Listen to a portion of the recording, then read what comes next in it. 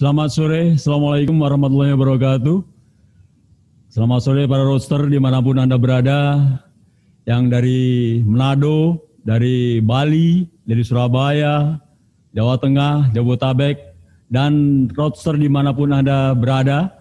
Kembali kita dalam acara Jempreneurship, masih bersama saya Wasta Gunadi, dan pada sore hari ini kita akan mengangkat topik tentang jurus ampuh memiliki minimarket atau properti dengan modal minimal, bahkan tanpa modal.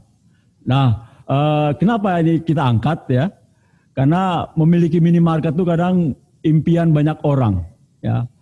Impian banyak orang, gimana sih cara punya minimarket? Tapi kadang terkendala dengan modal, terkendala dengan lahan, ya, dan lain sebagainya. Sehingga mimpi pun tinggal mimpi. Tapi ternyata ada tip dan trik yang kita belum tahu, ya. Ternyata ada salah satu pengusaha minimarket, ya, yang membuka minimarketnya dari 0 rupiah, dari 0 bahkan, ya, jadi tanpa modal sama sekali. Nah ini alhamdulillah pada sore hari ini kita sudah kedatangan tamu, ya, seorang pemilik 30 gerai minimarket yang Indomaret dan Alfamart, langsung saya sebut namanya aja, ya. Dan juga pemilik beberapa usaha properti lainnya, dan ini tentunya akan menarik buat kita semua untuk mencari trik dan tipnya, dan kita harapkan narasumber ini mampu memberikan insight kepada kita semua, mampu memberikan membuka wawasan kita semua, mampu menginspirasi kita semua agar kita mampu memiliki mimpi, ya, membuka waralaba minimarket, ya, atau kita mampu mewujudkan bahkan, ya, minimarket tersebut. Dan kenapa beliau ini kita undang? Beliau ini pendapatannya per bulan sudah nanti disampaikan oleh beliau sendiri, ya, berapa pendapatannya beliau per bulan. Tapi yang unik adalah mengawali bisnis ini benar-benar tanpa modal, bahkan modalnya minimal. Dan ini kita harapkan mampu menginspirasi para roadster yang masih lama purna baktinya, ya, juga para roadster yang mendekati masa purna bakti, karena triknya berbeda-beda. Nanti akan disampaikan oleh Pak Pipo. Acara ini nanti bisa memberikan insight, memberikan wawasan kepada seluruh para roadster dalam membangun mimpinya, memiliki waralaba atau properti. Jadi tidak hanya sebagai minimarket saja, tapi juga properti lainnya. Selanjutnya, kepada yang terhormat narasumber kita, selamat sore Pak Pipo Hargianto. Selamat sore Pak Wasta, apa kabar teman-teman roster semua? Alhamdulillah Pak Pipo, terima kasih sebelumnya sudah bergabung menjadi narasumber di acara kami pada sore hari ini. Dan teman-teman, sebelum kita mulai nanti 5 pertanyaan terbaik, nanti kita akan berikan buku bisnis waralaba Indomaret. Ya, ini ditulis sendiri Pak Pipo. Ya, nanti akan kita berikan kepada 5 penanya terbaik pada acara sore hari ini. Untuk selanjutnya akan persilakan Pak Pipo Hargianto untuk menyampaikan presentasinya. Kami silakan Pak Pipo. Oke, terima kasih Pak Wasta. Selamat sore teman-teman roster. Wah, luar biasa nih, saya senang sekali hari ini bisa diminta untuk diberi kesempatan untuk sharing ke teman-teman roadster semua di Jasa Marga. Saya senang sekali karena berkat jasa dari teman-teman Jasa Marga, sekarang saya kalau pulang mudik jadi cepet nih. Kalau dulu saya pulang mudik ke Jogja bisa 12-14 jam, sekarang kayaknya 8 jam. Terakhir kemarin saya pulang masih 8 jam masih bisa sampai Jogja. Jadi saya berterima kasih sekali ke teman-teman Jasa Marga. Oke, perkenalkan nama saya Pipo Hargianto. Saya hari ini akan sharing tentang minimarket waralaba dan properti, bagaimana caranya supaya kita bisa memiliki minimarket dan properti ini tanpa modal atau dengan modal sekecil-kecilnya dan bisa menjadi passive income bagi kita semua. Oke, teman-teman, karena waktunya terbatas, kita segera mulai presentasinya.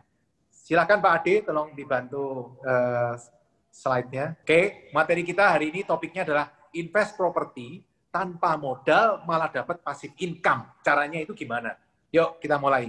Jadi apa yang saya lakukan sekarang sebenarnya terinspirasi dari satu buku yang berjudul Rich Dad Poor Dad. Ini buku ini ditulis oleh Robert Kiyosaki. Tahun 2001 saya membaca buku ini waktu saya masih kerja di Astra. Saya membaca buku ini dan saya terinspirasi sekali.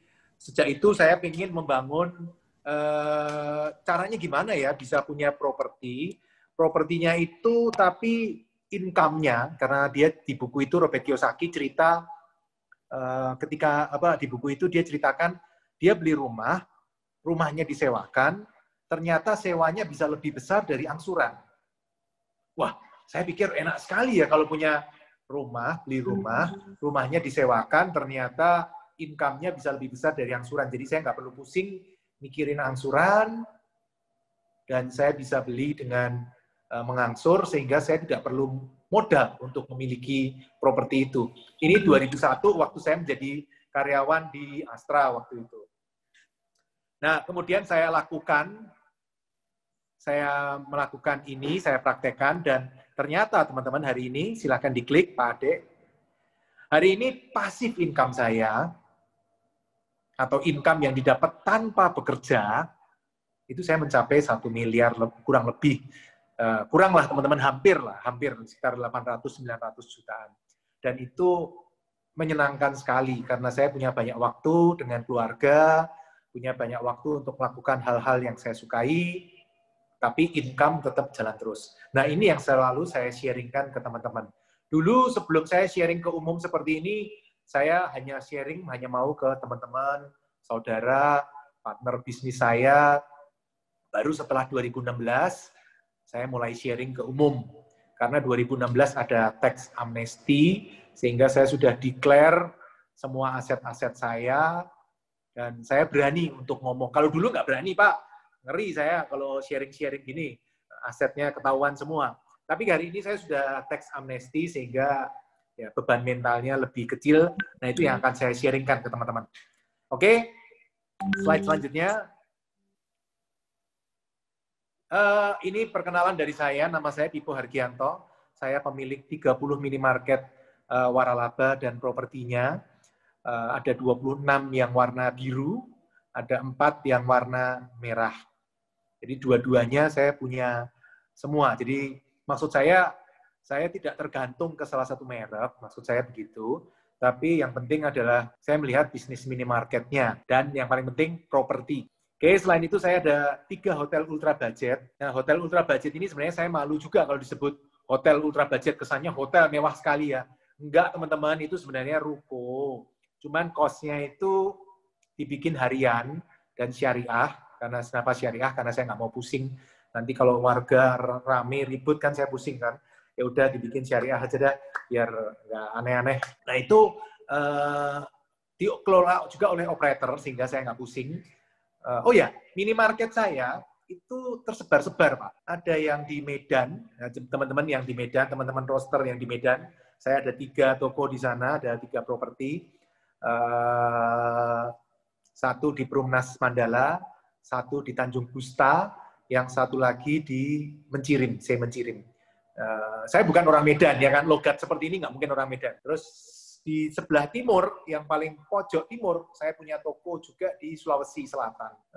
Kenapa bisa seperti itu? Karena dulu saya punya prinsip properti di mana aja nggak ada masalah, selama propertinya menghasilkan passive income-nya lebih besar dari angsuran, dan DP-nya 0. Mau di puncak Gunung Merapi pun, saya dulu ngomong gitu, mau di puncak Gunung Merapi, di dasar Laut Samudra Hindia pun, no problem, ya kan? Lo namanya orang dikasih properti, nggak DP, nggak angsur, nggak kerja, yaitu yang terima aja ya, toh. Masa mau minta aneh-aneh lagi, ya kan? Dikasih properti, ya udah berterima kasih lah ya. Nah, makanya dulu saya nggak menetapkan harus di Jakarta, harus di Jogja, harus di mana, enggak. Dimanapun, no problem. Namanya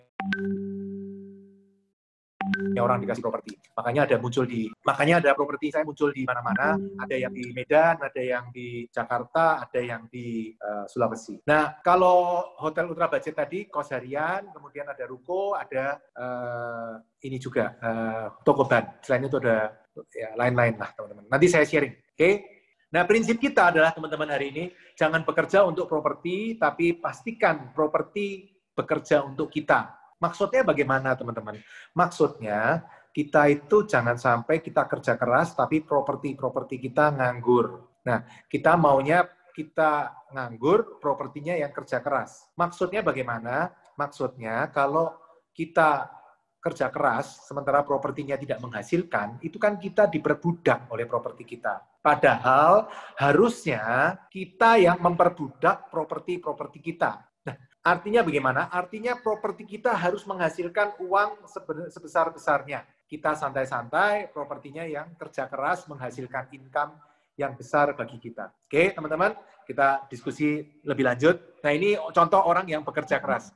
Contohnya orang bekerja keras dikerjain oleh properti seperti apa, teman-teman? Contohnya, misal ketika, maaf, saya perbaiki soalnya kepala saya masih di dalam kamera, saya maunya masuk, saya tarik malah jatuh ya. Sorry. Contohnya, beli properti 2 miliar, angsurannya 20 juta. Tapi per bulan, tapi propertinya menghasilkan hanya sewa 5-10 juta sebulan. Nah, terus sisanya bagaimana? Oh ya kita kerja Pak, kita kerja nanti kita nombokin angsurannya. Loh, kebalik dong teman-teman. Harusnya propertinya yang kerja, kita yang santai-santai, bukan kita kerja untuk bayarin properti kita, teman-teman. Nah, maksud saya seperti itu, teman. Maksudnya kita harus santai, propertinya yang harus menghasilkan. Tidak boleh kita nombokin angsuran properti. Oke? Yuk, kita lanjut slide selanjutnya. Prinsipnya, teman-teman, kalau teman-teman hari ini lupa, sudah pernah dengar Pak Pipo tapi lupa. Pak Pipo itu yang nulis buku apa ya? Buku bisnis waralaba Indomaret, tapi saya lupa presentasinya. Atau Pak Pipo ngomongin Indomaret, tapi saya lupa ngomongin apa. Intinya, teman-teman, hari ini kita ketemu hanya slide satu ini. Slide-nya apa? Satu, teman-teman. Silahkan klik. Kita cari properti yang komodo. Apa itu komodo? Komodo 1, KO, kerja ogah. Kita nggak mau kerja, caranya bagaimana? Propertinya menghasilkan passive income bagi kita. Apa itu passive income? Passive income adalah income yang kita dapat tanpa bekerja. Contoh, propertinya disewakan. Kalau propertinya disewakan, kita nggak usah ngapa-ngapain, kita dapat sewa dari properti itu. Nah, itu yang kita sebut sebagai KO. Kerja ogah. Selain disewakan, bisa juga untuk bisnis yang autopilot, supaya kita nggak repot, kemudian propertinya yang akan menghasilkan income bagi kita. 1, KO. Kedua, MO, mengangsur juga ogah. Caranya bagaimana? Passive income atau income disewakan tadi, atau dari bisnis autopilot yang kita nggak usah ngurusin tapi dia bisa jalan sendiri, income-nya harus lebih besar dari angsuran. Kalau income-nya lebih besar dari angsuran, kita kan nggak perlu pusing mikirin angsuran, teman-teman. Tapi saya belinya cash, Pak. Wah, itu lebih bagus lagi. Tapi kalau rakyat jelata seperti saya yang nggak punya uang, kalau mau beli properti 2 miliar, 3 miliar, 5 miliar, kan berat. Ya mungkin terpaksa pakai uang orang lain, modal orang lain, pembiayaan dari pihak lain, misalnya dari bank. Nah, income harus lebih besar dari angsuran. Yang terakhir, teman-teman, nomor 3, DP juga ogah. Caranya bagaimana kita pikirin supaya DP-nya 0. Kalau DP-nya 0, angsurannya tidak ada, angsurannya lebih kecil daripada income dari properti itu, dan propertinya kerja sendiri. Kalau saya bisa, teman-teman juga pasti bisa. Ya toh, kan nggak modal, nggak punya keahlian, saya bisa, teman-teman juga pasti bisa. Yuk, saya sharing berikutnya lagi. Silahkan, Pak. Nah, ini contoh properti yang saya miliki tanpa modal, tanpa saya bekerja. 2011, saya ditawari properti di Magelang, teman-teman. Nah, yang dari Jawa Tengah pasti tahu ya Magelang. Magelang itu adalah salah satu kota di Jawa Tengah. Ini dekat Akmil, Akademi Militer sana. Properti ini ditawarkan ke saya 1,6 miliar. Silahkan diklik. Ya, ditawarkan ke saya 1,6 miliar dan propertinya sudah berbentuk minimarket, waralaba, dioperasikan oleh operator franchisor. Sehingga autopilot saya nggak perlu ngapa-ngapain. Income-nya ketika mau saya beli, saya cek, income-nya 26 juta per bulan. Saya hitung, ternyata kalau 1,6 itu cicilannya, angsurannya paling 20 juta, tapi ini income-nya bisa 26 juta. Berarti surplus 6 juta. Nah, kemudian saya coba ajukan ke bank, silahkan diklik. Ternyata bank mau membiayai 1,6 miliar, karena bank menilai properti ini harganya 2 miliar, sehingga dia mau biayain 80%-nya, 1,6 miliar, pas dengan harga saya beli, jangka 15 tahun, cicilannya 20 juta. Enak ya, cicilan 20 juta, tapi income-nya dari properti itu 26 juta, DP-nya 0, dan autopilot. Nah, ini properti ini yang saya beli tahun 2011. Nah, kalau saya bisa, teman-teman juga pasti bisa. Oke, diklik selanjutnya, Pak. Tapi 2013 saya jual 3 miliar. Karena ada yang nawar 3 miliar, saya jual 3 miliar. Waktu itu saya senang sekali. Wah, profit 1,4 miliar. Nggak modal apa-apa, bisa profit 1,4 miliar. Setiap bulan terima 6 juta, dijual aku 1,4. Ya, dulu mikirnya 1,4, 6 juta, kapan sampai 1,4 miliar? Ya sudah, dijual. 2013 laku 3 miliar, balikin utangnya 1,6, masih sisa 1,4. Nah, ini menjadi profit 2013. Nyesel nggak teman-teman kalau dapat uang 1,4 miliar? Ternyata teman-teman, hari ini profitnya berapa? Silahkan diklik, Pak. Hari ini profitnya 45 juta, Pak. Nyesel saya, tapi ya sudah lah. Ya toh, rezeki itu nggak akan ketuker. Kalau memang bukan rezeki saya, rezeki orang lain, ya sudah. Hari ini profitnya 45 juta per bulan. Pak Pipo, kenapa Pak Pipo nggak buka di sebelahnya? Tidak bisa. Kenapa? Izin Kabupaten Magelang untuk minimarket sudah tertutup. Tidak bisa ada minimarket baru lagi. Makanya tokonya profitnya naik terus. Oke, ini contoh Komodo, seperti yang saya sebut tadi. Kalau teman-teman hari ini lupa saya ngomongin apa, ingat Komodo. Cari properti yang Komodo, caranya gimana? Oke, silakan slide selanjutnya Pak Adek. Ya, silakan Pak Adek. Selanjutnya, saya ceritain ya pengalaman saya. 2011 saya baca buku Rich Dad Poor Dad, seperti yang tadi saya sebut.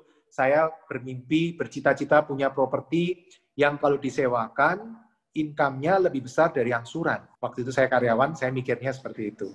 Kemudian apa yang saya lakukan? Saya, silakan diklik.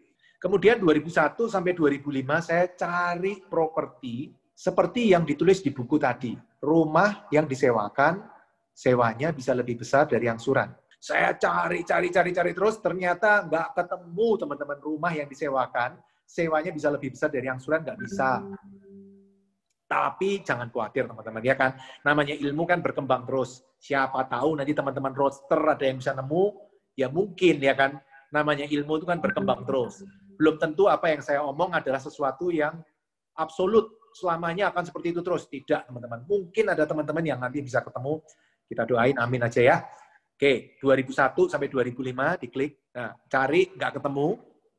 Kemudian saya 2005 mikir, kalau rumah sewa nggak bisa, mungkin kontrakan atau kos-kosan bisa ya. Saya coba cari kos-kosan atau kontrakan yang income-nya lebih besar dari angsuran, dan saya ketemu rumah kontrakan yang income-nya lebih besar dari angsuran. Ini di Perumnas Karawaci, saya nemunya, harganya 550 juta, 20 pintu kontrakan, dikontrakan 550.000 per bulan. Sehingga dia dapat income-nya 11 juta, dan saya hitung angsurannya kalau 550 itu sekitar 7 juta. Jadi bayar 7 juta, tapi dapat 11 juta. Waktu itu sudah jalan dan penuh. Menarik sekali. Tapi saya waktu itu mau saya beli, bisa nggak teman-teman? Nggak bisa teman-teman. Kenapa? Silahkan diklik. Ada satu hal lagi yang belum saya kuasai. Saya nggak punya uang untuk DP-nya. Jadi properti ini saya nggak bisa beli. Saya sudah nemu yang income-nya lebih besar dari angsuran, tapi masalah di DP. DP-nya tidak bisa. Saya nggak punya uang, DP-nya waktu itu 100 juta.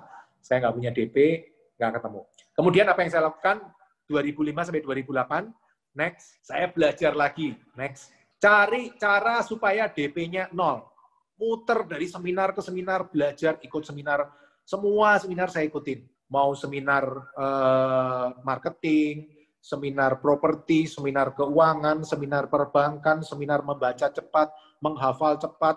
Seminar datengin. Pokoknya cari cara DP-nya 0, caranya bagaimana. Akhirnya 2008 saya ketemu caranya DP 0 seperti apa. Silahkan diklik Pak, silahkan diklik lagi dan saya praktekkan. Nah ini adalah properti pertama saya di Dan Mogot, 3 ruko, 3 lantai. Sebenarnya bukan 3 ini rukonya 5, 3 menghadap depan seperti ini, 2 menghadap samping. Ini hook. Yang saya beli adalah 2 ruko yang menghadap samping dan 1 ruko yang menghadap ke depan. Jadi 3 ruko, 3 lantai, itu yang saya beli senilai 900 juta. Kemudian waktu sebelum saya beli, saya ngitung kalau dijadikan kos-kosan bisa 42 kamar, tapi kalau dibangun full 42 kamar, tapi saya pikir 28 kamar dulu. Kalau 28 kamar berarti sebulan bisa dapat income 18 juta. Dan saya hitung kalau 900 saya beli, 300 buat renovasi, 1,2 cicilannya kira-kira 15 juta. Oke, saya ngajuin ke bank. Saya maju ke bank, 6 bank yang pertama menolak saya. Ditolak sana, tolak sini, tolak sana, tolak sini. Dimarahin orang-orang. Gimana Pak Pipo katanya mau bayar 1 bulan nggak lunas-lunas. Yang dijaminkan kan properti ini Pak. Jadi saya nggak menjaminkan properti lain. Tapi saya menjaminkan properti yang mau dibeli, KPR. Coba maju lagi, 6 bank pertama ditolak, maju 14 bank. Dari 14 bank ada 3 yang menyetujui saya. Wah, senang sekali disetujui bank. Dari 3 bank, ada 1 bank yang menilai bahwa properti ini pantasnya bukan 900. Properti ini pantasnya harganya adalah 1,5 M. Karena bangunannya 1,1, tanahnya 400 juta. Sehingga bank tersebut setuju untuk membiayai 1,2 M. 1,2 M, saya dapat 1,2, jaminkan properti yang dibeli ini. 900 untuk penjual, 300 untuk renovasi menjadi kos. Cicilannya 15 juta, income-nya 18 juta setelah 3 bulan penuh, dapat 18 juta. Jadi ini properti pasif income komodo saya yang pertama. Gampang ya teman-teman. Teman-teman kalau mau nanya nanti silakan di chat, nanti saya akan jawab satu persatu. Mudah-mudahan bisa menginspirasi teman-teman. Selanjutnya teman-teman, ternyata silakan diklik. Oh ya, hari ini bentuknya seperti ini teman-teman. Dan luar biasanya lagi, properti yang saya beli ini kayaknya akhir tahun ini mau ada jalan tol. Jalan tol dari Kunciran Bandara ya. Kalau saya nggak salah mau diresmikan di dekat sini, pintu keluarnya di dekat-dekat sini daerah Benteng sana. Nah, Batu Ceper. Nah, ini propertinya di dekat-dekat situ, Pak. Luar biasa. Saya senang sekali begitu mendengar ada tol. Wah, luar biasa. Pasti harganya naik ya. Itu juga kalau teman-teman lihat bentuknya di belakang ada rel kereta itu. Jadi ada kereta bandara juga.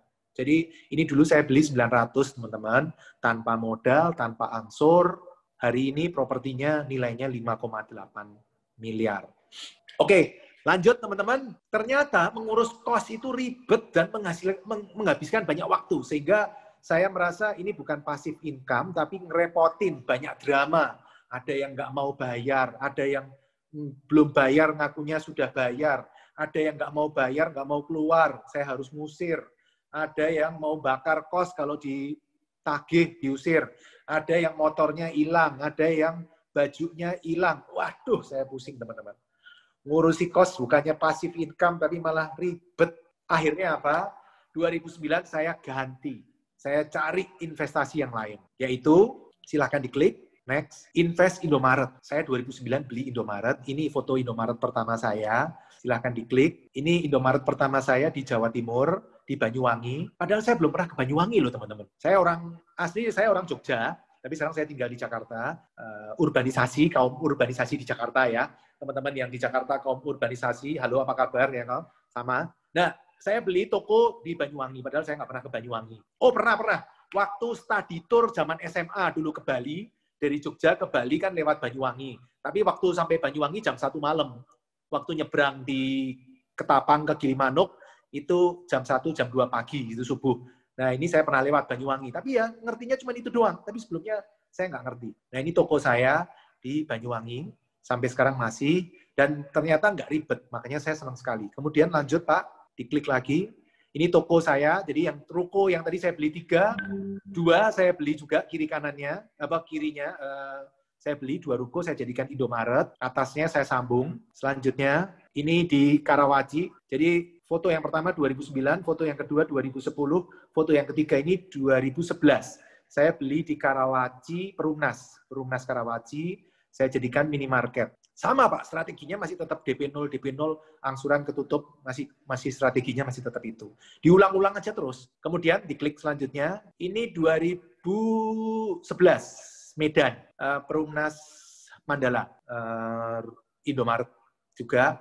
Kemudian selanjutnya ini Jember, teman-teman yang di Jawa Timur, ini di Jember, saya beli strateginya sama juga tahun 2011. Oke, selanjutnya ini Magelang yang tadi 2011 yang saya cerita di awal tadi. Kemudian selanjutnya ini 2011 Medan, Tanjung Gusta, teman-teman Medan yang di Tanjung Gusta, silahkan datang mampir belanja, melarisi saya.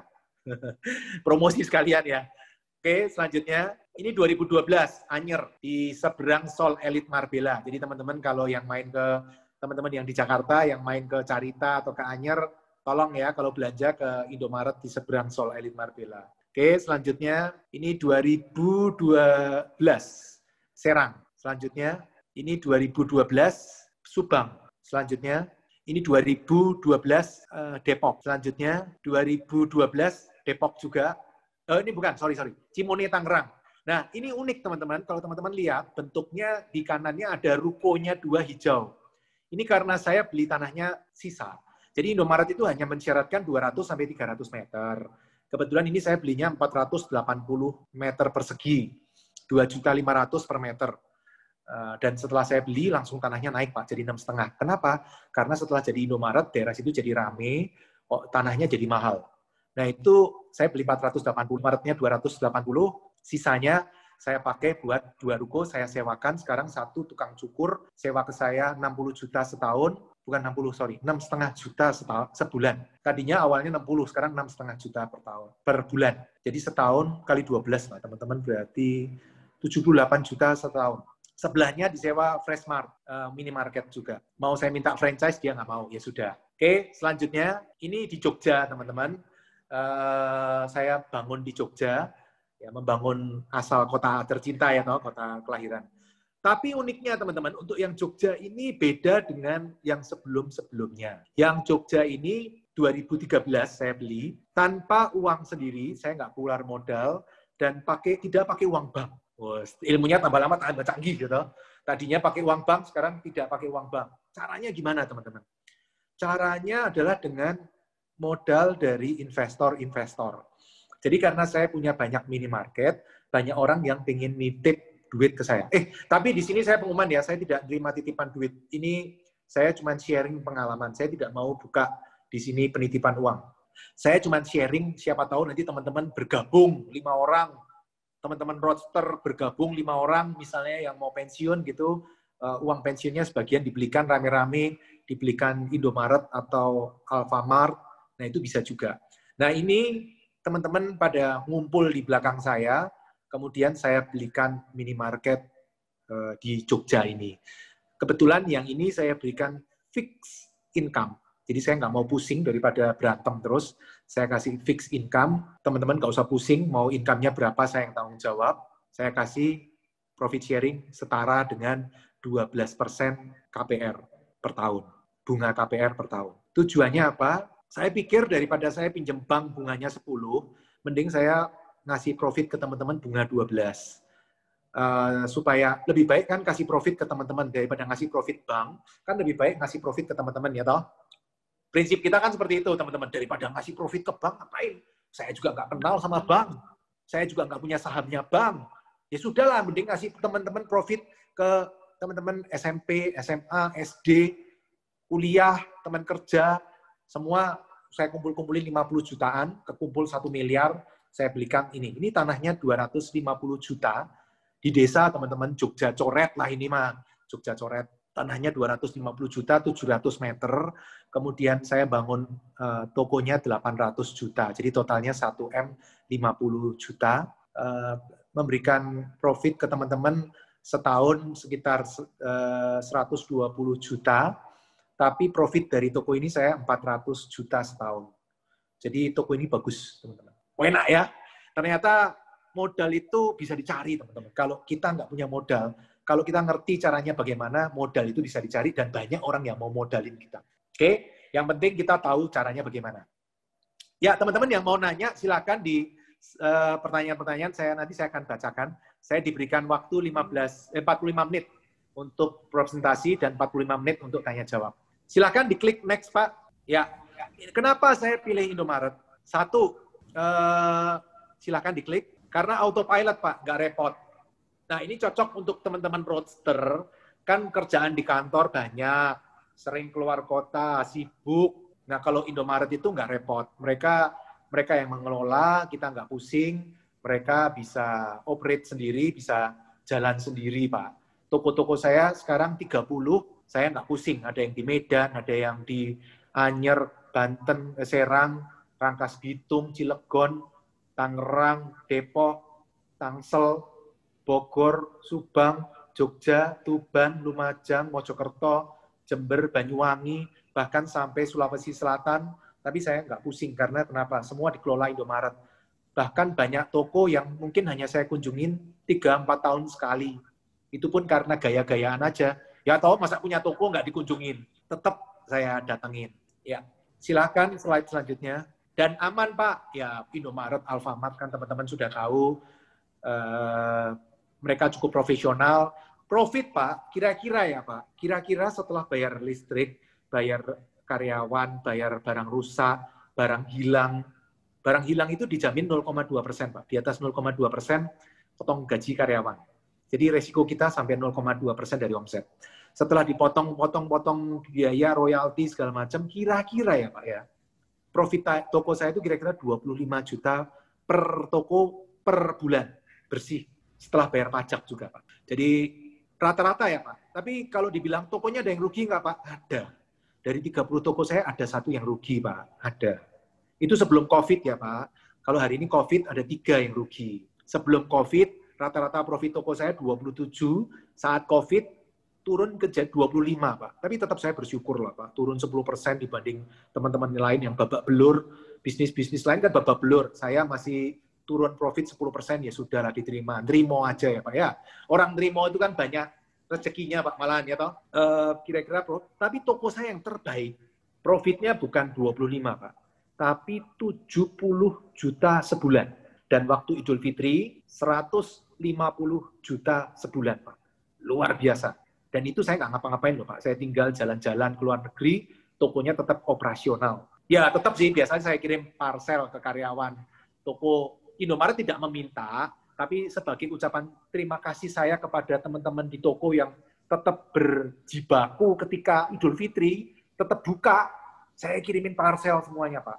Per toko, per karyawan 150.000, saya suruh mereka belanja aja di toko 150, ya toh. Kan nanti profitnya juga balik ke saya lagi, Pak. Dan mereka senang sekali, mereka beli biskuit, beli sirup, beli minyak goreng, 150 mereka senang sekali. Nah, itu aman, Pak. Tidak ribet. Oke, selanjutnya, masih banyak peluang, Pak. Jadi walaupun minimarket Pak Wasta, nanti kalau saya waktunya habis, tolong di-cut ya, Pak, ya. Karena kalau ini saya nggak tahu 45 menitnya sampai jam berapa, saya sharing terus, Pak. Jadi kalau waktunya habis, tolong diinfo. Masih banyak peluang, Pak. Sampai hari ini minimarket itu baru 50%, Pak. Saya aja masih buka terus. Tahun ini saya sudah buka 2 minimarket lagi, di Tangerang 1, dua-duanya di Tangerang, sorry. Dua-duanya di Tangerang. 1 di Mauk, 1 lagi di daerah Sepatan, Pak. Ya, masih tetap buka toko terus. Dan selanjutnya, diklik, Pak. Maaf, Pak Dek. Masih profit di atas bunga pinjaman. Jadi kalau saya pinjam rata-rata 10%, tapi profit dari minimarket saya rata-rata 18% terhadap investasi, Pak. Kalau Bapak beli rumah sewa, itu rata-rata kalau disewakan hanya bisa 2-3% dari harga properti. Jadi nggak nutup. Bunganya 10, tapi tapi income-nya cuma 2-3% per tahun. Sementara saya bayar bunga 10, saya masih dapat 18%, jadi masih nutup, Pak. Rata-rata ya teman-teman, ini disclaimer ya, jadi hati-hati ya teman-teman, mesti benar-benar berhitung juga, jangan main-main. Yuk, selanjutnya, slide selanjutnya. Murah, Pak, ini bisa DP-nya 0 kalau tahu caranya. Selanjutnya, dan dapat propertinya, dan teman-teman, ketika lunas. Apa yang terjadi, teman-teman? Ketika lunas, pasif propertinya jadi punya saya. Income-nya 100% jadi income saya. Nah, ini yang saya kejar. Saya hari ini masih tetap bekerja, tapi properti-properti saya bisa membiayai dirinya sendiri. Dan saya berencana pensiun 5 tahun lagi. Sudah tua ya, mukanya udah tua. Nah, itu nanti saya akan ketika pensiun Passive income saya udah lunas semua, sehingga saya tinggal jalan-jalan keliling dunia dengan istri saya. Oke? Selanjutnya, selain Indomaret apa? Bisa banyak. Hotel ultra budget, bagus juga Pak. Kos harian itu bagus juga. Tapi dikelola operator ya, jangan kita yang kelola sendiri. Pusing Pak, ngelola pusing. Suruh orang lain aja. Jangan bekerja untuk uang. Buat uang bekerja untuk kita. Jangan diperbudak uang. Kita yang harus memperbudak uang. Prinsip harus seperti itu Pak. Oke, selain hotel ultra budget adalah bisa toko ban motor, saya ada satu, tapi saya nggak bisa banyak komen, saya punya Planet Ban satu, itu autopilot juga, teman-teman. Kemarin CFC, California Fried Chicken, itu juga ngobrol dengan saya, autopilot juga, tapi saya belum punya. Selanjutnya, selain ini, alternatif lainnya, WC umum, siapa tahu teman-teman cari, karena saya ngelihat teman saya di Jogja, itu punya WC umum, dan ternyata itu menghasilkan passive income loh, teman-teman. Jadi jangan ngeremehin WC umum loh ya. Bentuknya jelek, tapi duitnya lezat. Oh, itu kan yang penting duitnya ya toh. Bangunannya terserah, yang penting menghasilkan duit. Bisa yang lain lagi, wah ini ide yang bagus. Tempat parkir atau jalan tembus. Oh teman-teman kan roadster kerja di jalan Jasa Marga. Nggak ada salahnya juga dong kalau bikin jalan tol kecil-kecilan. Misalnya saya pernah lihat teman-teman yang tinggalnya di Kelapa Gading dan Sunter, itu ada satu titik, itu bisa nembus dari Sunter, nembus ke Yosudarso. Lewat parkiran, bayar 2.000, 5.000, tembus ke jalan Yosudarso. Nah, saya sedang berpikir, jangan-jangan nanti teman-teman roadster di sini ada yang punya jalan tembus. Oh, ini jalan tol, gitu. Lo lulusan Jasa Marga, nggak perlu punya jalan tol dari Jakarta ke Merak, nggak perlu, Pak. Cukup dari Sunter ke Kelapa Gading, Pak. Setiap orang yang lewat bayar 2.000, 2.000 juga, itu sudah jalan tol kecil-kecilan, tapi profitnya besar-besaran. Banyak loh, Pak. Alternatif-alternatif yang bisa dan mungkin dilakukan itu banyak Pak. Ya, ini alternatif-alternatif yang mungkin. Silakan slide selanjutnya. Dan lain-lain asal dikelola oleh operator yang handal, bisnisnya aman, dan bank mau membiayai. Biasa kalau bank mau membiayai, biasanya bisnisnya aman. Orang bank itu orang yang paling rewel sedunia. Ups, nggak ada orang bank di sini ya. Mudah-mudahan nggak ada. Tapi kerewelan mereka itu bagus. Kenapa? Karena mereka orang yang berhati-hati, kita tinggal ngikutin di belakang mereka, biar mereka yang mikirin resikonya, 100% dibiayai mereka. Enak toh Pak? Mana yang lebih beresiko? Pakai uang kita atau 100% pakai uang bank? Kalau pakai uang kita, kalau hilang, uang kita. Kalau pakai uang bank, yang hilang, uang siapa? Ups, rahasia ya, ini rahasia ya teman-teman ya. Jadi, kenapa saya lebih suka pakai uang bank? Ya selain karena resikonya ditanggung bank, tapi kalau lunas jadi punya saya, hal yang lain adalah memang saya tidak punya uang, teman-teman. 2008, itu waktu itu saya main-main bisnis, ternyata ketipu habis-habisan, bangkrut 2008, makanya saya nggak punya uang. Jadi kalau hari ini ada yang ngomong ke saya, Pak, saya nggak punya modal. Oh sama, 2008 waktu saya mulai beli 3 ruko pertama, saya juga nggak punya modal, nggak punya properti. Tapi nanti ditolak-tolak bank. Oh, sama. Saya juga ditolak-tolak bank. Itu perjalanan pembelajaran, Pak. Proses belajar itu mungkin tidak enak, tapi hasilnya akan enak. Jadi nggak usah takut untuk belajar. Belajar itu proses, Pak. Sama seperti teman-teman roadster di belajar dulu bikin jalan tol, mungkin pertama juga ruwet. Wah, susah, Pak, ternyata. Oh, kalau sudah jadi ya lama-lama, walah cuma gini tok, diulang-ulang aja, gampang. Semua proses belajar seperti itu, Pak. Nggak usah takut dengan proses belajar. Dan menurut saya, investasi yang terbaik, Pak. Investasi yang terbaik bukan saham, bukan emas, bukan properti, Pak. Investasi yang terbaik apa, Pak? Belajar, Pak. Ketika kita belajar, kita mendapatkan profit yang berlipat-lipat, Pak. Dulu kita nggak ngerti apa-apa, kita belajar ngitung uang sekolah. Dulu sekolah mungkin Rp250. Zaman saya sekolah dulu, hari ini gajinya mungkin 5-10 juta. Atau lebih ya, mungkin teman-teman di roadster mungkin lebih. Hanya dari belajar ngitung. Makanya saya setiap kali ditanya orang-orang, investasi terbaik apa, Pak? Menurut saya, investasi terbaik itu belajar. Belajar tapi dipraktekkan. Ketika dipraktekkan, hasilnya luar biasa. Oke? Pak Ya, gimana? Pak Bipo? Ya. 5 menit lagi, Pak ya. Oke, 5 menit. Silakan slide selanjutnya. Nah, ini contoh properti saya, Pak. Ada juga yang kombinasi minimarket dengan ruko-ruko yang lain. Nah, teman-teman, di belakang masih ada slide-slide selanjutnya, tapi saya akhiri. Saya cuma pengen kasih, sebelum saya buka sesi pertanyaan, saya pengen sebagai penutup dari presentasi saya pengen mengajak teman-teman untuk membangun passive income. Ketika kita punya passive income, luar biasa, Pak. Kita punya banyak waktu dengan orang-orang yang kita cintai. Pak, apakah kalau kita punya passive income, kita nggak perlu bekerja? Oh, nggak masalah. Kalau teman-teman sudah punya passive income 500 juta, 1 miliar, kalau tetap mau jadi roadster di Jasa Marga, no problem. Oh, namanya saya suka, Pak. Saya suka membangun infrastruktur di Indonesia. No problem juga. Ya toh kan tidak ada yang menghalangi. Malah mungkin nanti bisa ngomong ke bosnya, bos, Jasa Marga, saya mulai sekarang gaji disumbangin aja ke yayasan. Saya nggak perlu duit. Saya sudah dari properti-properti saya sudah menghasilkan. Nah, itu baru top. Oke, teman-teman, presentasi saya seperti itu. Saya akan mulai buka sesi pertanyaan. Silakan Pak Wasta diatur sesi pertanyaannya. Oke, terima kasih Pak Pipo. Jadi teman-teman, tadi di chat room banyak yang menulis Pak Dipo, pakai delta. Harusnya Pak Pipo ya. Iya. Papa Oscar. Iya. Terima kasih Pak Pipo atas presentasinya yang luar biasa. Kita harapkan ini bisa mewujudkan mimpi teman-teman yang amin Pak. Atau properti lainnya. Sudah masuk beberapa pertanyaan di kami di redaksi ya. Ini ada beberapa pertanyaan yang hampir mirip. Nah, kan nih Pak Pipo ini 0% itu, dengan 0 rupiah tadi, itu kan dengan pinjaman dari bank. Betul, Pak. Ini dari pertanyaan dari Pak Irwan Zaini Lutfi dari JMRB, terus dari Pak Rahmat Dhani dari JMTM, juga dari Pak Asep Usman dari ACS, Human Capital Service. Ini hampir mirip, pertanyaannya adalah gimana sih kiat-kiatnya supaya bisa membuat proposal atau bisa di ACC bank. Ya, karena saat ini sepertinya mencari bank yang bersedia untuk memberikan kredit itu juga agak perlu teknik tersendiri. Nah, gimana kiat-kiatnya Bapak bisa dapat ACC dari berbagai bank tadi, Pak? Terima kasih. Silakan. Oke, saya jawab ya Pak langsung ya.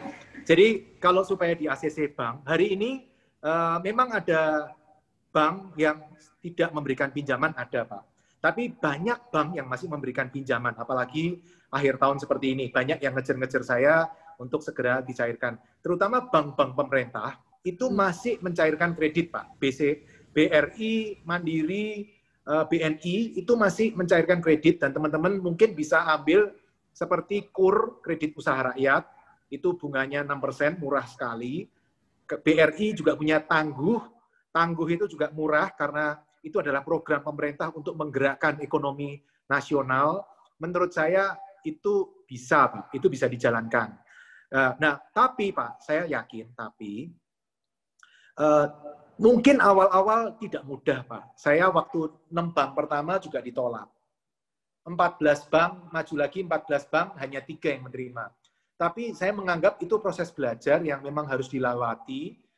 Sama seperti dulu waktu kita sekolah, Pak. Pertama-tama ya nggak ngerti 1 tambah 1 sama dengan 2. Tapi lama-lama, oh ngerti setelah diomel-omelin sama gurunya. Ya biasa kalau diomel-omelin kan tambah pinter, tambah cepet pinternya ya kan. Kalau nggak pernah diomel-omelin sama gurunya, nggak pernah disetrap, nggak pernah disuruh tulis berkali-kali di buku tulis, ya nggak pinter-pinter. Nggak usah takut. Maju, telepon bank, tanya caranya bagaimana, ditolak, biasa, ditolak, tanya kenapa ditolak, perbaiki sisi yang ditolak. Pak, ditolak, income-nya kurang, perbaiki sisi income. Mau dengan cara putih, cara abu-abu, atau cara hitam, itu masing-masing kembali ke selera kita masing-masing. Tapi tanya, masalahnya di mana? Kemudian kalau DP 0, mungkin beda-beda, Pak. Tiap properti sifatnya akan beda-beda. Ada properti yang bisa DP 0, ada yang tidak. Tapi secara umum, teman-teman, DP 0 itu banyak. Satu, bisa dari banknya. Ada beberapa bank yang memang memberikan DP 0, Pak. Biasanya bukan di KPR, tapi biasanya di KI, kredit investasi, Pak. Karena kredit investasi kan nggak mungkin harus nyediain DP 20%. Misal Jasa Marga mau bangun jalan tol Trans Jawa, butuh 100 triliun. Apakah Jasa Marga harus menyediakan DP 20 triliun? Kan enggak juga, Pak. Bisa dibicarakan. Tergantung proyeknya. Dan DP juga bisa dalam bentuk uang, tapi bisa dalam bentuk lainnya. Itu loh, Pak, kuncinya. Contoh, bisa dalam bentuk, misalnya, propertinya ternyata nilainya seperti saya tadi, saya beli properti 900, tapi ternyata nilainya 1,5, sehingga bank mencairkan 1,2 karena dia menilainya 1,5, 80%-nya 1,2, jadi DP-nya 0. Nah, itu contohnya. Atau juga bisa juga namanya berdaya, teman-teman. Yang penting kita berdaya, jangan tidak berdaya. Kita harus berdaya, cari cara. Salah satu murid saya, Pak, saya kebetulan punya training, salah satu murid saya itu di Mojokerto, Pak. Punya toko di Mojokerto, di Jombang. Orang Surabaya punya toko di Jombang. Caranya dia bagaimana, Pak? Caranya dia adalah dia nyicil ke penjual, Pak. Jadi bukan nyicil ke bank loh, Pak. Harganya properti berapa? 550. Terus deal 530. Terus dia bilang ke pemiliknya, Pak, ini tak sewa dulu 50 juta, jadi harganya 580. 530-nya tak bayar 3 tahun lagi, kalau tokonya sudah jalan. Jadi sekarang sewa 5 tahun, 50, setahun 10 juta, kemudian 3 tahun lagi, sebenarnya 5 tahun lagi, tapi notarisnya minta 3 tahun lagi. Sebenarnya sudah sepakat 5 tahun lagi bayar 530. Tidak perlu bank. Berdaya, kuncinya berdaya, cari cara terus, pokoknya cari cara terus. Pertama nabrak tembok, nggak apa-apa, Pak, benjut sedikit, itu proses belajar, Pak. Oke, jadi proposal kurang lebih seperti itu, Pak. Saya tidak bisa memberikan, tepatnya Bapak coba tanya bank, nanti diajarin, Pak, sama marketingnya diajarin, nggak usah takut. Gitu, Pak Wasto. Oke, terima kasih Pak Bipo. Jadi intinya mana yang dianggap bank kurang ya. Jadi kalau misalnya memang di sisi pendapatannya, silakan dibuat proposal diperbaiki di sisi pendapatannya ya. Mau cara abu, mau cara putih, mau cara hitam, Mbak ya. Itu ada yang suka nasi rawon, ada yang suka nasi gudeg, Pak. Susah diomong itu kalau itu.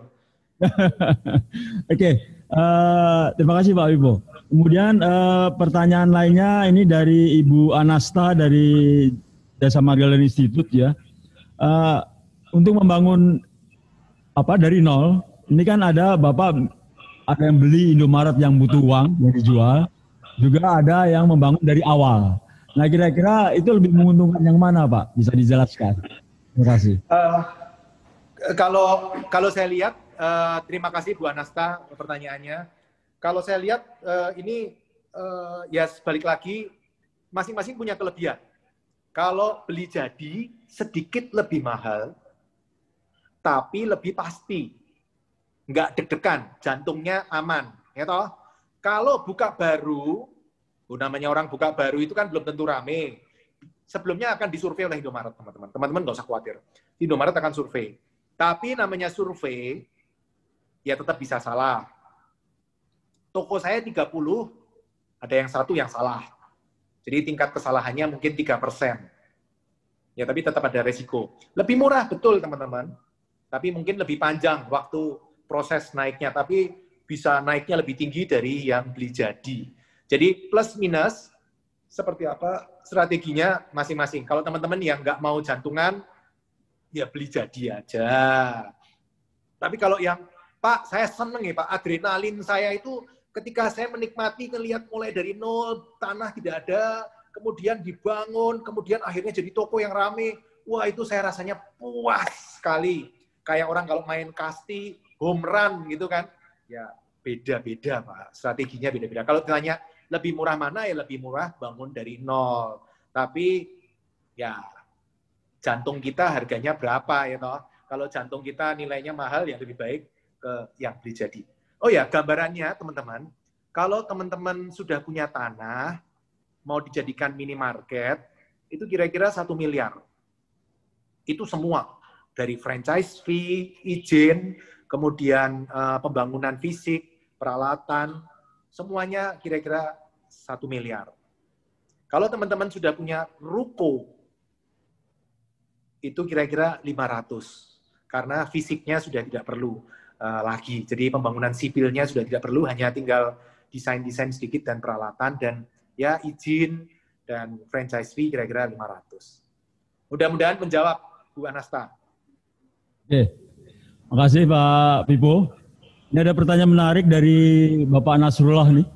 Pak Nasrullah Silakan, dari Pak Nasrullah. Regional Office 2. Nah, dalam mengajukan proposal ke bank, ini kan ada pertimbangan ya dari bank biasanya pertimbangan cash flow kita. Itu apakah ada cash flow pribadi yang dipertimbangkan atau cuma cash flow-nya Indomaret yang selama ini Bapak berikan ke bank gitu ya? Oke. Jadi cash flow-nya Indomaret aja atau cash flow pribadi juga termasuk juga. Yang kedua, bagaimana strategi mencari properti yang harganya under value atau relatif murah dibanding nilai presale bank? Itu tadi Bapak dapat ya yang pertama kali tadi yang 900 juta ternyata harganya 1,5 M, itu kiatnya seperti apa dapat properti seperti itu? Terima kasih Pak. Baik, saya jawab yang pertama tadi income ya Pak ya. Income itu ada dua Pak. Kalau Bapak ngajunya lewat kredit investasi, kredit produktif, itu proyeknya bisa dinilai. Proyeknya bisa dinilai. Misalnya mau beli Indomaret, income Indomaretnya bisa dinilai kalau itu kredit investasi, kur, kredit usaha. Pokoknya kredit-kredit usaha itu bisa ngelihat proyeknya. Tapi kalau Bapak Ibu lihat Pak Nasrullah tadi, maju KPR, itu hanya income pribadi kita. Maksudnya yang berjalan selama ini seperti apa. Itu pertanyaan yang pertama Pak Nasrullah. Pertanyaan yang kedua, kalau mencari properti yang murah seperti apa? Sebenarnya kalau saya jawab langsung ya, sebaiknya jangan cari properti murah. Properti murah itu bonus Pak. Yang penting cari cash flow-nya dulu Pak. Cash flow-nya harus bisa nutup angsuran. Itu yang pertama ya Pak ya. Baru cari dari yang nutup angsuran, itu mana yang murah. Jadi proses berpikirnya seperti itu Pak. Seperti yang tadi saya sebutkan. Komodo Pak. Pertama pastikan propertinya dulu, ada pasif income-nya, kerja ogah. Kemudian syarat kedua MO, mengangsur juga ogah. Pastikan pasif income-nya lebih besar dari angsuran. Baru DO, DP 0. DP itu nilainya lebih murah dari pasar. Itu yang ketiga. Caranya nyari gimana Pak? Cari aja di iklan koran, internet. Kemudian prinsipnya Pak, prinsipnya cari properti itu 100-10-31. 100 properti yang dilihat, hanya 10 yang menarik, 3 yang ditawar, akhirnya hanya jadi 1 Pak. Maksud saya bukannya terus angka pasti harus 100, tidak Pak. Tapi saya ingin ngasih gambaran bahwa semakin banyak Bapak lihat, Bapak akan tahu properti-properti mana yang murah. Contoh yang saya lakukan tahun 2008, saya dan istri saya gantian nelponin iklan. Jadi iklan di koran, zaman itu masih iklan koran. Iklan di koran, kebetulan waktu itu saya ngincernya kos, Pak. Kos dan ruko. Jadi saya bikin 3 buku tulis, ada buku tulis kos, ada buku tulis ruko, ada buku tulis tanah kosong. Nah, setiap ada iklan kos, saya potongin, saya tempel. Iklan ruko, saya potong, saya tempel di buku ruko. Tanah kosong, saya tempel di tanah kosong. Nah, kemudian saya teleponin, Pak. Senin sampai Jumat, tugasnya nelpon, gantian sama saya dengan istri saya gantian. Kalau saya kan banyak ide, tapi kadang kurang telaten. Kalau istri saya nggak banyak ide, tapi telaten kerjanya. Jadi suami istri biasa kan gitu kan, saling melengkapi. Nah, kita gantian nelponin Senin sampai Jumat. Kemudian yang bagus-bagus, Sabtu, Minggu kita datangin, Pak. Nah, nanti lama-lama kita punya feeling, wah propertinya mahal ini, propertinya, wah ini properti murah nih. Nah, itu langsung tahu, Pak, nanti. Nah, kalau hari ini beda, Pak. Kalau hari ini sekarang saya punya tim di Jogja, karena Jogja UMR-nya murah, yang tugasnya nelponin iklan-iklan di properti itu, kemudian di-input ke Excel. Sekarang udah canggih Pak, pakai Excel, kemudian ada scoring-nya. Saya udah punya scoring, rumusnya seperti ini. Tapi butuh proses Pak. Kalau saran saya, Bapak coba dulu dari iklan koran atau iklan internet, dipotongin, atau Bapak pakai Excel kalau nggak mau ribet. ya kemudian diteleponin, bikin kriterianya. Kalau kriteria yang paling gampang itu ada 2, Pak, cash flow dengan harga tanah. Cash flow-nya bandingin aja, misalnya kos, berapa kamar, harga per kamar berapa, yang keisi berapa, kemudian dibandingkan terhadap harga propertinya, berapa persen. Angsuran itu kurang lebih 1%. Jadi properti-properti yang nilainya bisa di atas 1% per bulan, itu layak dikejar, Pak. Tapi kalau skor rata-rata itu 0,3 sampai 0,4% dari harga properti, 0,3 sampai 0,4 per bulan, itu properti biasa-biasa saja. Tapi kalau Bapak nemu properti yang skornya 1% per bulan, itu layak dikejar. Kalau murah, Bapak tinggal bandingin harga properti dikurangi harga bangunan. Harga bangunannya kurang lebih ya 1 juta sampai 2 juta per meter lah. Ketemu harga tanah, bandingin sama harga tanah di daerah itu. Yang penting banyak data sih, Pak. Jawaban saya lebih tepatnya banyak data. Semakin banyak data, di mana carinya data? Di internet ada, di koran ada, silahkan Bapak cari, Pak. Oke? Menjawab ya, Pak Nasrullah ya, mudah-mudahan. Kalau teman-teman masih bingung, saya juga ada Instagram, IG saya di Pipo. Pipo itu singkatan Passive Income Property Owner, Pak.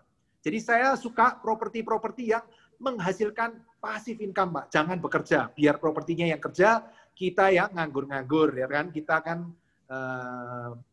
orang, dia barang. Nah, barang yang harus bekerja untuk kita. Jangan kita yang bekerja untuk dia, kebalik.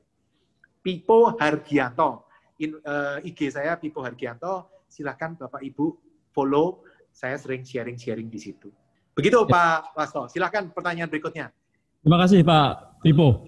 Pak Hargi ya. Pak Pipo. Oke, terima kasih Pak Pipo. Selanjutnya ada 2 pertanyaan yang mirip ini dari Pak Imam Suroso dari HCD, ada dari Bu Astuti dari JMTO. Ini hampir mirip juga dengan Pak Alfiandra. Intinya adalah kalau kita sudah punya tanah, ya, kita punya properti, ya, dalam bentuk tanah atau mungkin dalam bentuk ruko. Nah, itu gimana caranya untuk membangun minimarket, Indomaret atau Alfamart misalnya. Apakah itu nanti yang bangun kita sendiri atau nanti yang bangun dari pihak Indomaretnya atau gimana? Mungkin Bapak bisa jelaskan. Oke, terima kasih Pak Imam. Terus Ibu, tadi siapa Pak? Maaf. Bu Astuti. Bu Astuti dan Pak Alfian ya. Ya. Terima kasih pertanyaannya. Jadi prosesnya gini, misal Bapak Ibu sudah punya tanah, itu telepon Indomaret. Bapak Ibu masuk ke webnya Indomaret, Indomaret.co.id, kemudian klik waralaba. Wah, nanti kalau klik waralaba ada foto saya lagi dada-dada di sana. Saya kan disayang oleh Indomaret, jadi foto saya ditempel di sana. Nah, kemudian Bapak Ibu klik lagi hubungi kami. Nanti itu ada daftar franchise manager. Nah, silakan ditelepon lokasi tanah itu di mana. Misal di Palembang, ya Bapak Ibu hubungi franchise manager Palembang. Kalau tanahnya di Jember, ya hubungi Jember. Di Jogja, ya hubungi Jogja. Ada list di situ nomor-nomor teleponnya. Kemudian nanti akan ditanya, diminta komitmen fee, Pak.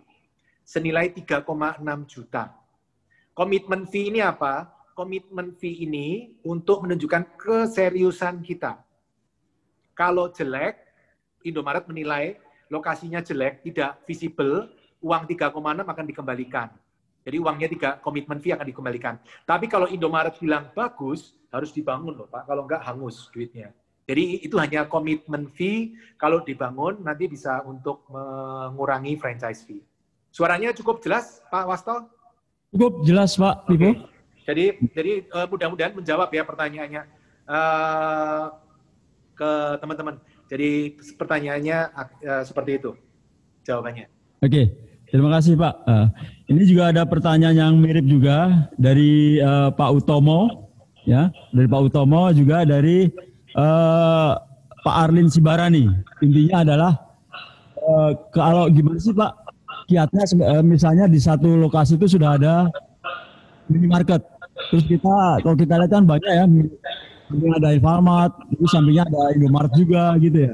Gimana mereka bisa akses kedua-duanya dan gimana caranya kita melakukan bisa membuka minimarket di sebelahnya gitu ya, tanpa tetap eksis gitu ya, keduanya. Terima kasih Pak. Oke, terima kasih Pak Utomo, terima kasih Pak Amrin. Kalau saya justru saya milih maunya agak menjauh dari kompetitor supaya kuenya besar. Tapi kalau saya sudah menjauh, saya maunya cari lokasi yang bagus, Pak. Lokasi yang bagus seperti apa? Lokasi yang bagus, Bapak lihat misalnya Dan Mogot, Jakarta ke Tangerang, Pak. Mungkin kalau Medan, Medan Binjai. Kalau Surabaya, Surabaya Sidoarjo. Maksudnya dari pusat kota ke pinggir, ke kota pinggirnya. Nah, kita amati, mana yang lebih bagus? Kiri jalan atau kanan jalan? Nah, lebih banyak mana orang dari kota kerja ke pinggir, tempat kerjanya di pinggir kota, atau orang pinggir kota kerja di tengah kota? Orang Jakarta kerja di Tangerang, atau orang Tangerang kerja di Jakarta? Mestinya lebih banyak orang Tangerang kerja di Jakarta. Nah, orang-orang Tangerang atau orang dari pinggir kota masuk ke tengah kota ini, kalau belanja pilih pagi hari, waktu buru-buru ke kantor, atau sore hari. Mestinya sore hari, Pak. Santai-santai, pulang, belanja. Nah, ketika sore pulang, mereka akan pilih jalan toko di kiri atau kanan jalan. Kiri langsung belok, kanan nyebrang, ada truk-truk, bus-bus gede-gede, ALS lewat gitu kan, ngeri Pak. Atau harus muter, mereka males. Lebih bagus kiri jalan. Jadi pilih lokasi yang bagus, contohnya kiri jalan arah pulang, di mulut gang, tempat angkot berhenti naik turun penumpang, tapi bukan ngetem ya, naik turun penumpang, itu adalah tempat-tempat yang bagus. Sehingga ketika kompetitor datang, dia kesulitan untuk memotong kue kita gitu loh Pak. Itu kuncinya. Tapi kalaupun dia memotong, nggak usah khawatir Pak. Minimarket itu semakin tempel-tempelan seperti itu, ibu-ibu dan bapak-bapak yang belanja semakin senang. Kenapa? Mereka ngelihat Pak, promo di Indomaret apa, di Alfamart apa. Jadi mereka senang justru, jadi kuenya berkembang. Kalau tadinya kuenya 1 kilo, dengan minimarket bergabung Indomaret dengan Alfamart sebelahan, kuenya jadi 2 kilo, 3 kilo, jadi pembelanjanya lebih banyak lagi. Banyak toko saya yang ditempel-tempel, contohnya yang di Dan Mogot itu, ditempel kompetitor, saya beli 2010, 2013, kompetitor nempel saya, omset saya nggak turun Pak, omset saya tetap naik. Jadi nggak perlu khawatir, ditempel seperti itu, resiko bisnis, tapi kita pilih titik yang terbaik sehingga orang yang ketika menempel akan kesulitan. Pak, kalau kita mau nempel gimana? Kalau mau nempel, pastikan yang ditempel tokonya rame, Pak. Kalau tokonya sepi, Bapak tempel, ya Bapak belur berdua, Pak, ngapain ya, Tom? Kurang kerjaan itu namanya. Cari yang rame. Pengertian rame seperti apa, Pak? Rame itu kalau omsetnya 20 juta per hari. Mengkonversi dari penjualan ke profit seperti apa, Pak? Caranya mengkonversi seperti ini, Pak. Penjualan per hari, kali sebulan, misal penjualannya 20 juta sebulan, sehari. 20 juta sehari, kali 30 berarti 600, Pak. 600 sebulan, kali 6%. Tepatnya 4-8, tapi anggap 6 lah, Pak. Ya, bisa 4, bisa 8. Tergantung daerah situ UMR-nya mahal atau murah. Kedua, gross margin-nya bagus atau tidak daerah itu. Biasa daerah yang bagus gross margin-nya adalah tempat wisata, perkantoran, sekolah, transit, pelabuhan, stasiun. Itu kan orang-orang jarang di sana beli beras, beli minyak goreng, beli telur, gitu kan jarang, Pak. Pasti belinya es krim, roti, buah, barang-barang margin tinggi. Nah, itu mengaruhi. Anggap 6% lah, Pak. Pukul rata 6%. Ya kira-kira 600 juta kali 6% ya 36 juta sebulan. Kasarnya ya Pak, saya ngitung kasar. Jadi cara memilih titik seperti itu Pak, kurang lebih. Begitu Pak Utomo, Pak Amrin menjawab pertanyaan teman-teman. Ya, terima kasih. Terima kasih Pak Wibo. Kemudian ini sepertinya ada yang tertarik dengan falsafah komodo tadi Pak. Nah, ini mungkin teman-teman pengen lebih jelas, ada Pak Yudi dari MLJ, dia pengen lebih jelas lagi, tolong jelaskan lagi Pak tentang komodo tadi. Sepertinya ini menarik sekali untuk membangun landasan, membangun minimarket ya dari DP0 tadi. Baik. Mohon penjelasannya Pak, terima kasih. Baik. Terima kasih Pak Yudi. Pertanyaannya, komodo ini dulunya saya juga nggak kepikir Pak, tapi setelah berjalan, saya menyimpulkan dari perjalanan investasi saya dari 2001 saya belajar, 2008 akhirnya invest, sampai hari ini saya menyimpulkan properti yang bagus adalah properti komodo. Apa itu komodo? KO, kerja ogah, Pak. Gimana caranya kita nggak kerja, propertinya yang kerja. Alias, propertinya menghasilkan income. Misal, disewakan, Pak. Kalau disewakan kan kita nggak usah ngapa-ngapain, sewa tetap datang, Pak. Kita tidur, sewanya juga tetap bayar. Kita jalan-jalan, sewanya tetap bayar. Kalau kita jalan-jalan dengan anak-anak tercinta, tetap bayar. Kita kerja sebagai roadster di Jasa Marga, propertinya tetap kerja sendiri, ya toh. Nah, itu properti-properti yang KO, kerja ogah. Kita nggak mau kerja, propertinya yang bekerja, alias menghasilkan passive income. Caranya bagaimana supaya bisa menghasilkan passive income? Satu, disewakan. Yang kedua, cara lain adalah ada passive income-nya adalah ada autopilot bisnis otomatis di atasnya yang kita nggak perlu tungguin. Jangan dibikin showroom mobil, Pak. Showroom mobil kan kita harus tungguin.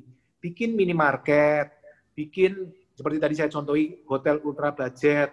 Saya contohin tadi misalnya WC umum, jalan tol kecil-kecilan lah ya Pak. Jangan seperti Jasa Marga yang jalan tol Trans Jawa. Ini jalan tol antar kecamatan ya, antar jalan lah ya, jalan tembus. Ya, jalan tembus lah misalnya.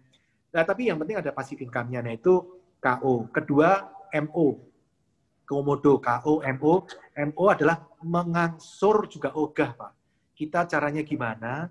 Pak, income yang didapat dari sewa atau dari properti bisnisnya tadi harus bisa lebih besar daripada angsurannya, Pak. Kalau lebih besar dari angsurannya, kita nggak perlu pusing mikir angsuran, Pak. Dia akan menyicil sendiri. Pak, tapi nyicilnya 15 tahun ya, Pak. Sudahlah, biarin lah. Mau 15-20 tahun, toh dia nyicil sendiri, kita tinggal nungguin, ya sabar-sabar aja lah. Namanya orang nggak modal itu ya modal nunggu, Pak. Ya toh, kalau mau cepet ya cash, langsung bisa menikmati. Tapi kalau kayak saya, rakyat jelata seperti ini yang nggak punya modal, ya ditunggu, Pak. Tapi berita baiknya, biasanya dari tahun ke tahun, income-nya naik, Pak. Dulu 2009, Indomaret saya itu rata-rata profit cuman 11 juta per bulan, Pak. Hari ini 25 juta per bulan. Bahkan sebelum COVID, 27 juta per bulan, Pak. Naik. Kenapa? Karena perkembangan ekonomi Indonesia dan inflasi. KO sudah saya jelaskan, MO sudah saya jelaskan, yang terakhir DO. DP juga ogah, Pak. Cari properti yang kita nggak perlu keluar DP, biasanya seperti apa? Biasanya yang under value, nilainya murah. Pak, nyari properti seperti ini susah, Pak.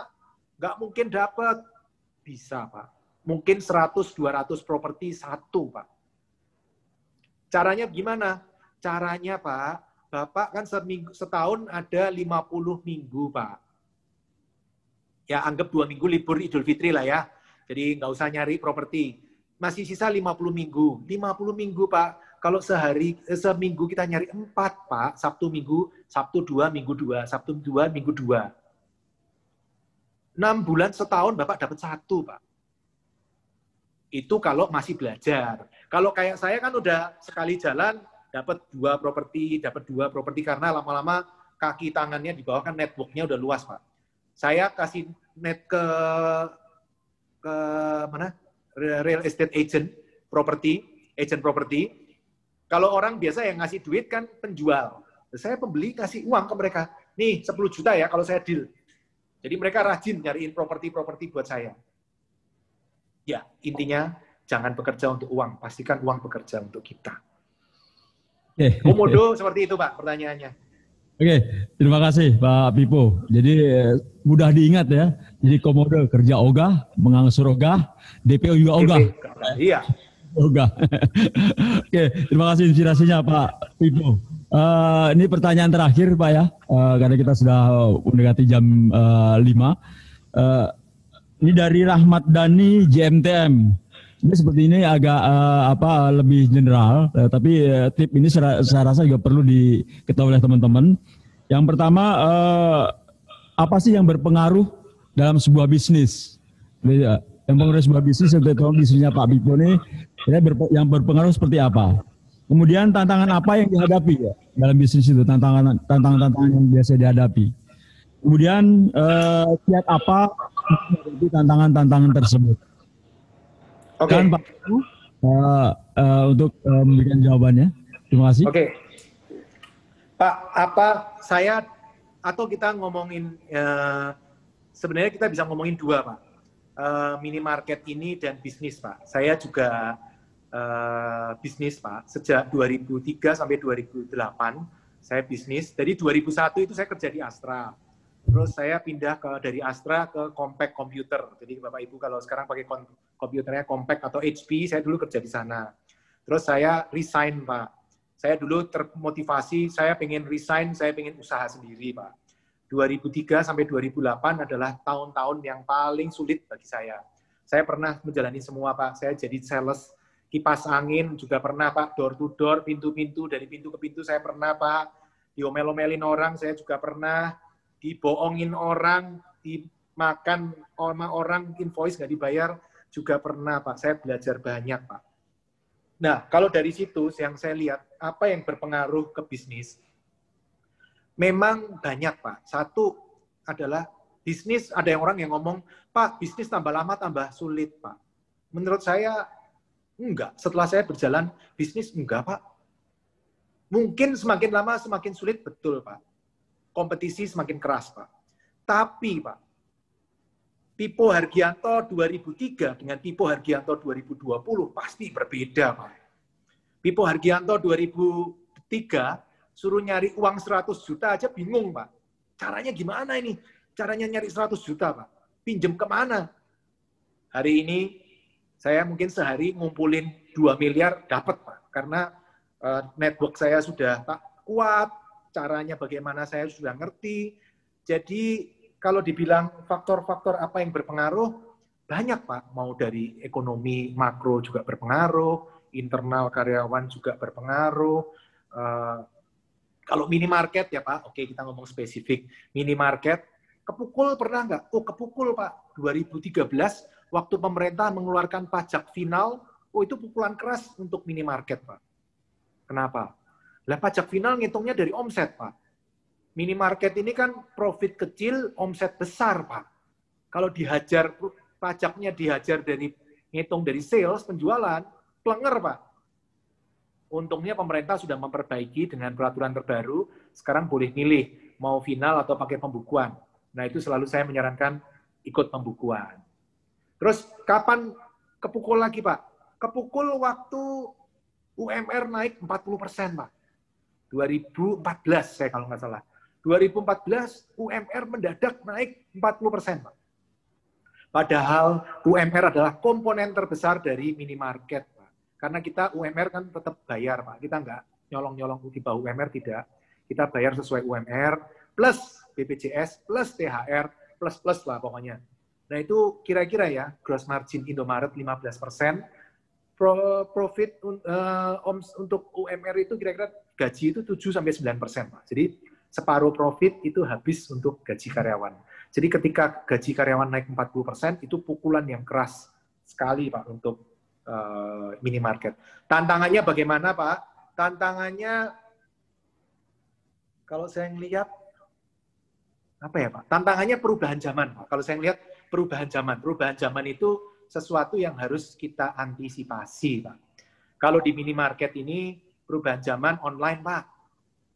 Online ke depan, minimarket, Bapak Ibu kalau lihat, minimarket online di luar negeri, itu modelnya seperti Amazon Go. Bapak Ibu nanti lihat YouTube, klik Amazon Go. Nah, ke depan itu kasirnya hilang, Pak. Jadi sama seperti Jasa Marga. Jasa Marga payment sudah pakai e-tol, nanti minimarket lama-lama juga pakai aplikasi, tap, jadi tinggal masuk, ngambil barang, tap, keluar, udah langsung seperti itu, tanpa kasir, sama. Kita akan modelnya seperti itu, manless, tanpa orang. Nah, lama-lama juga, display juga lama-lama otomatis. Wah, jadi karena biaya karyawan memang di minimarket minimarket itu termasuk padat karya, habis untuk karyawan. Jadi, ke depan pasti akan mengurangi karyawan terus. Makanya tantangannya ya bagaimana kita beradaptasi dengan teknologi-teknologi terbaru. Kemudian kiat-kiatnya apa? Kalau saya lihat sih, satu, belajar terus Pak. Kita jangan berhenti untuk belajar. Jasa Marga ini sudah tepat sekali melihat bahwa semua karyawan adalah aset-asetnya, sehingga diberikan Learning Institute. Saya dulu juga di Astra Pak, jadi saya juga termasuk yang mendukung karyawan adalah aset, harus di training, harus supaya dia tambah lama, tambah pinter, tambah maju. Pak, nanti kalau sudah pinter keluar nggak apa-apa. Loh, kalau keluar terus gimana Pak? Nggak apa-apa, di luar dia menjadi duta besar kita. Dan refresh anak-anak baru lagi yang bisa adaptasi dengan teknologi baru lagi. Jadi nggak perlu takut, karyawan keluar nggak perlu takut. Jadi anggap itu investasi, tetap akan menghasilkan. Satu, belajar Pak. Kalau saya, makanya saya bolak-balik selalu ngomong belajar. Saya aja masih ikut seminar loh Pak. Saya rajin, kemarin Minggu saya ikut seminar, walaupun online, dari pembicaranya di Singapura, ikut. Tahun lalu saya belajar di Singapura juga. Saya sekarang sudah senangnya training di Singapura Pak. Kenapa? Karena di Indonesia saya sudah hampir semua pembicara sudah saya datengin semua. Sekarang saya mulai belajarnya di Singapura. Bayar Pak? Nggak apa-apa, anggap investasi lah. Saya tetap bersyukur. 2008 saya waktu training, semua profit saya pakai untuk belajar-belajar. Total saya itu kurang lebih 100 juta loh Pak, dari 2005 sampai 2011. Ikut training saya hitung-hitung 100 juta. Tapi menyesal nggak Pak? Tidak Pak. Saya sekarang bersyukur saya ikut training-training dulu Pak. Hari ini passive income saya sebulan hampir 1 miliar Pak. Dari Indomaret dan Alfamart, 30 toko kali 25, 750 Pak. Hotel ultra budget, 3 hotel ultra budget minimal 100 juta Pak, sudah 850, belum sewa-sewa yang lain. Makanya saya bersyukur Pak. Kalau ada orang yang ngomong, rugi loh bayar seminar. Enggak, saya bilang. Asal kita mau serius belajar ya. Kalau cuma datang tidur-tidur di belakang ya nggak bisa lah Pak. Itu kan bukan sulap Pak, itu tetap harus dipelajari dan dipraktekkan. Jadi kurang lebih kiat-kiatnya seperti itu Pak Wasto. Dan Pak Yudi tadi ya pertanyaannya, terima kasih. Oke, terima kasih Pak Pipo, juga terima kasih Pak Roadster atas pertanyaannya. Terakhir Pak Pipo, closing statement-nya, pesan untuk teman-teman agar bisa mewujudkan mimpinya, mungkin Pak Pipo akan bisa memberikan kiat-kiatnya sebagai closing statement-nya, kami silakan. Baik, terima kasih. Teman-teman Roadster, dari presentasi tadi sebenarnya intinya cuma satu Pak. Bapak Ibu Roster. Satu, jangan bekerja untuk properti, pastikan properti bekerja untuk kita. Caranya bagaimana? Kita pikirin properti harus bekerja untuk kita. Tidak boleh kita bekerja untuk properti, tidak boleh kita bekerja untuk uang yang harus bekerja untuk kita. Kedua, bangun passive income. Passive income ini yang akan menyelamatkan kita ketika kita pensiun nanti. Pensiun itu pasti, kita mau sekarang atau besok atau kapanpun, pensiun itu pasti datang. Mau karena usia atau karena keinginan kita sendiri, pensiun akan datang. Karena itu kita harus membangun passive income dari sekarang. Kalau teman-teman belum bisa membangun passive income, minimal sisihkan 10% dari income ditabung. Untuk melihat ada opportunity apa, ambil opportunity itu. Jadi, bangun passive income. Passive income adalah income yang kita dapat tanpa kita bekerja. Nah, ketika kita punya passive income banyak, kita bisa mempunyai banyak waktu dengan orang-orang yang kita cintai, kita bisa menikmati waktu dengan keluarga kita, dengan pasangan kita, dengan anak kita, tanpa kita khawatir dengan income kita, karena tetap pasif, properti akan tetap menghasilkan income buat kita. Dan ketika income-nya banyak, kita justru semakin bisa berbuat baik, berbuat hal-hal positif ke masyarakat. Kita nggak usah mikirin duit, kita mau bikin panti asuhan, mau bikin sekolah, gratis, apapun, income-nya sudah lebih dari cukup kok. Income juga nggak dibawa mati, Pak. Saya hambur-hamburin aja, bukan hambur-hamburin lah ya, sosialin aja, kasih uang ke ini anak-anak yang nggak mampu sekolah, kasih Pak. Loh nggak apa-apa, income-nya bulan depan datang lagi. Kalau nggak dihabisin, bulan depan datang lagi, tambah nggak habis, tambah numpuk-numpuk. Ya. Itu kan enaknya kalau income sudah gulung, Pak. Nah, tapi untuk menuju ke sana butuh proses, butuh waktu. Mungkin closing statement saya seperti itu Pak Wasta, terima kasih. Roster semua, terima kasih. Jalan tol sudah sampai Solo, tolong segera sampai Jogja supaya saya kalau pulang mudik juga tambah dekat lagi. Saya luar biasa, saya berterima kasih sekali dengan adanya tol ini untuk para roster semuanya. Terima kasih Pak Pipo Hargianto. Tenang aja Pak, ini kita sudah akan membangun jalan tol dari Solo ke Jogja sedang dalam proses. Nah, nanti Pak Pipo akan semakin cepat ya, semakin cepat. Kalau tadi 8 jam, mungkin nanti bisa 7 jam atau 6 jam. Oke, para roster sekalian, dimanapun Anda berada, sekali lagi juga terima kasih kepada Pak Pipo Hargianto yang sudah bergabung dengan kita semua. Dan juga teman-teman, mohon maaf misalnya ada pertanyaan-pertanyaan yang belum terjawab, tapi Anda bisa follow IG-nya Pak Pipo ya. Jadi Pipo Hargianto, saya sudah follow beliau. Jadi silakan Pipo Hargianto Anda follow di IG-nya. Banyak inspirasi sukses di sana. Dan mungkin teman-teman yang belum sempat bertanya, belum sempat dijawab pertanyaan pada sesi kali ini, bisa bertanya di IG-nya beliau. Ya, jadi teman-teman nanti bisa lanjutkan pertanyaannya di IG-nya beliau. Terima kasih. Semoga ini bisa memberikan insight untuk kita semua ya, bisa mewujudkan mimpi teman-teman yang akan membangun minimarket ya. Juga buat mereka roster yang masih lama pensiunnya, juga roster yang sebentar lagi masih purna bakti ya. Karena selalu saya sampaikan bahwa sukses has no limit. Jadi teman-teman sukses itu nggak kenal umur istilahnya ya gitu. Jadi kita berharap ini bisa memberikan insight kepada para roster dimanapun Anda berada. Lagi Pak Pipo, terima kasih atas insight-nya. Terima kasih teman-teman atas bergabungnya dan semoga ini menginspirasi kita semua. Dan sekali lagi kita umumkan juga sekalian minggu depan kita akan tidak ada Entrepreneurship ya, tapi akan kita selenggarakan 2 minggu kemudian karena minggu depan kita ada rapat koordinasi ACT ya. Jadi kita libur dulu untuk JM Talk dan seluruhnya. Kalau ini kita liburkan dulu. Dan selanjutnya kepada teman-teman, jadi kami sangat terima kasih. Jangan lupa terapkan 3M ya untuk menjaga kita semua, selalu mencuci tangan, menjaga jarak, dan memakai masker dimanapun Anda berada. Dan ini kita doakan juga kepada rekan-rekan kita yang saat ini terpapar COVID, semoga dapat segera disembuhkan dan dapat beraktivitas kembali ya.